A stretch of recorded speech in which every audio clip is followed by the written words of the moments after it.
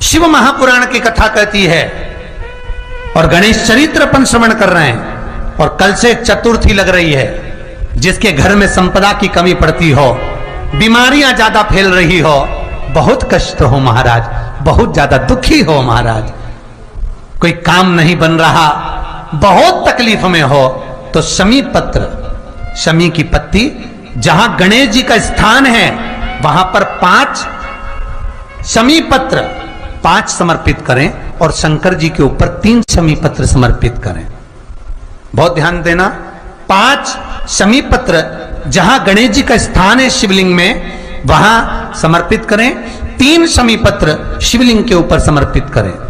1 शमी पत्र शंकर जी की चौखट पर लेफ्ट भाग में, जाते समय आपका उल्टा हाथ, जब मंदिर से निकलो तो उल्टे हाथ पर लेफ्ट भाग में शंकर जी की चौखट पर समर्पित करें 1 शमी पत्र।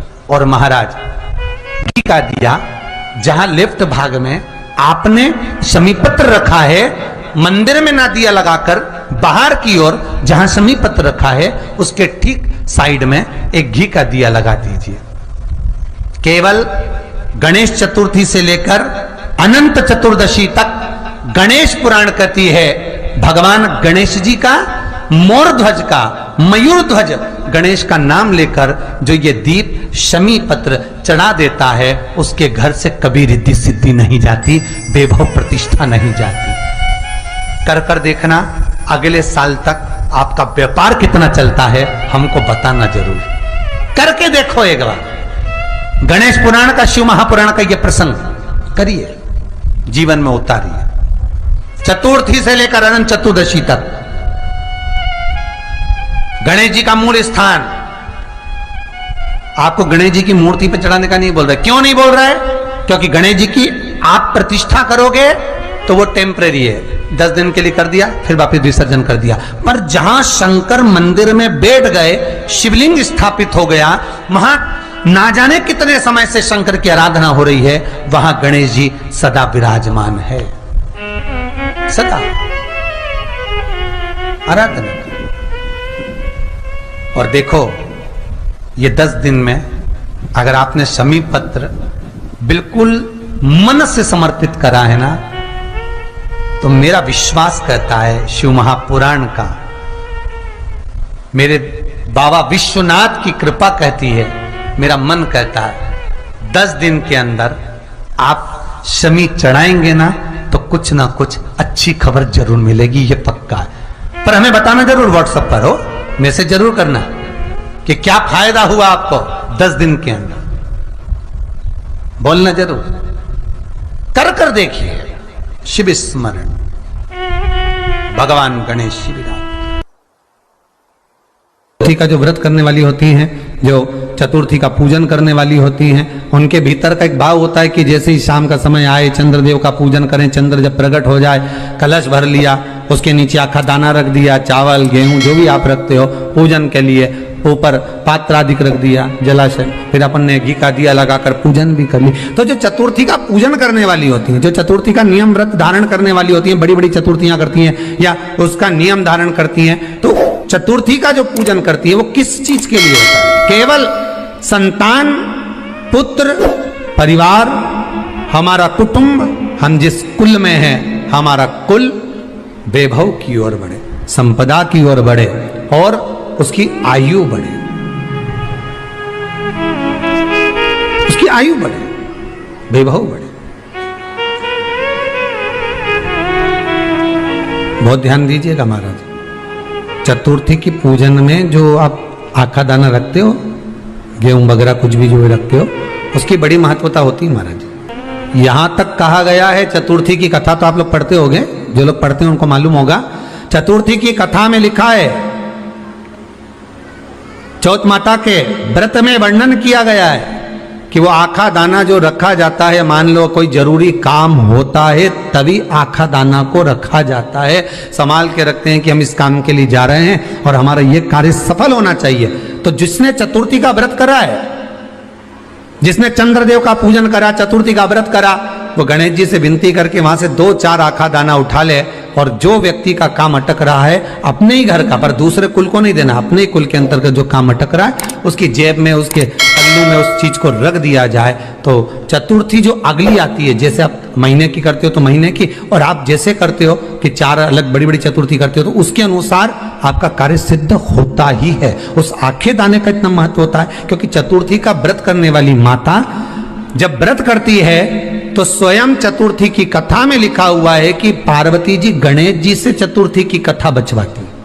चतुर्थी की कथा बाची किसने थी? स्वयं गणेश जी महाराज ने। और सुनी किसने थी? माता पार्वती। बाचने वाले गणेश जी थे, सुनने वाली माता पार्वती थी। तो चतुर्थी की कथा जब होती है तो उसको स्वयं गणेश जी बाच रहे हैं, तो व्रत कौन सुन रही है? माता पार्वती। और आपने जो आखा दाना लिया वो गणेश जी के भाव से लिया, गणेश जी से निवेदन करके, विनय करके, प्रार्थना कर उसको प्राप्त किया।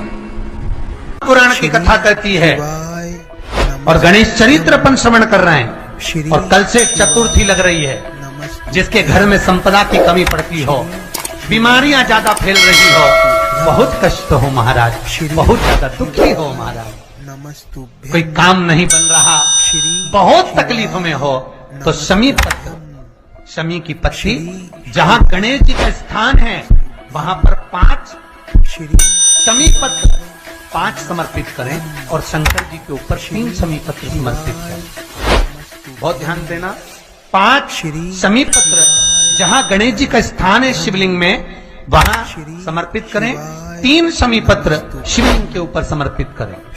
एक शमी पत्र शंकर जी की चौखट पर लेफ्ट भाग में जाते समय आपका उल्टा हाथ, जब मंदिर से निकलो तो उल्टे हाथ पर लेफ्ट भाग में शंकर जी की चौखट पर समर्पित करें। टीका दिया, जहां लेफ्ट भाग में आपने शमी पत्र रखा है, मंदिर में ना दिया लगाकर बाहर की ओर जहां शमी पत्र रखा है उसके ठीक साइड में एक घी का दिया लगा दीजिए।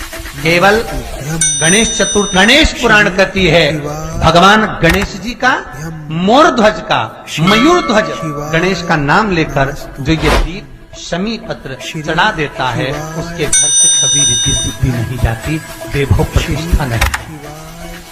कर देखना, अगले साल तक आपका व्यापार कितना चलता है हमको बताना जरूर, करके देखो एक बार। गणेश पुराण का, शिव महापुराण का यह प्रसंग जीवन में होता है। गणेश जी का मूल स्थान, आपको गणेश जी की मूर्ति पे चढ़ाने का नहीं बोल रहा है। क्यों नहीं बोल रहा है?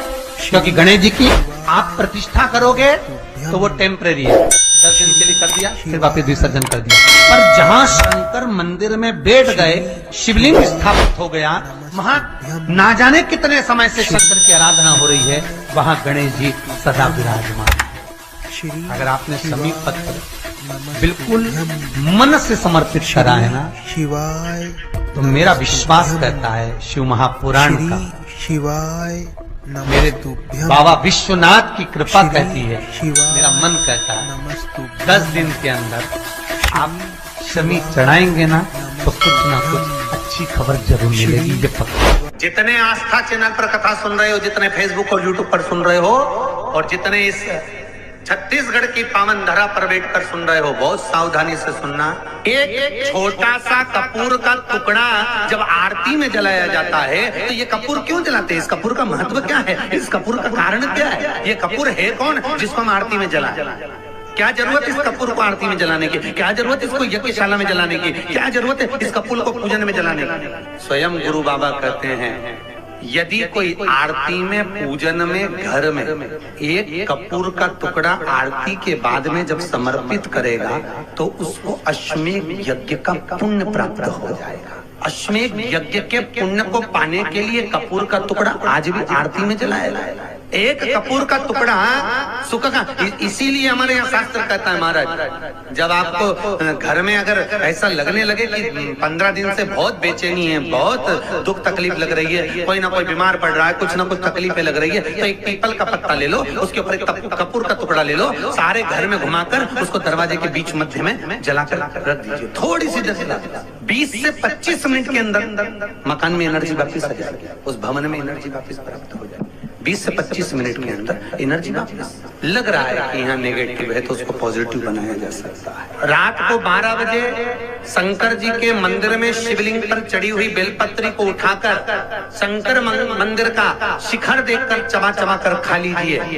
आपके पांव के घुटने बदलने की जरूरत नहीं पड़ेगी, ऑपरेशन की जरूरत नहीं पड़ेगी, ग्रीस वापिस बढ़ जाएगा और ये तुम लोग जो कुर्सी पे बैठते हो वापिस नीचे बैठना चालू कर दो जरूर।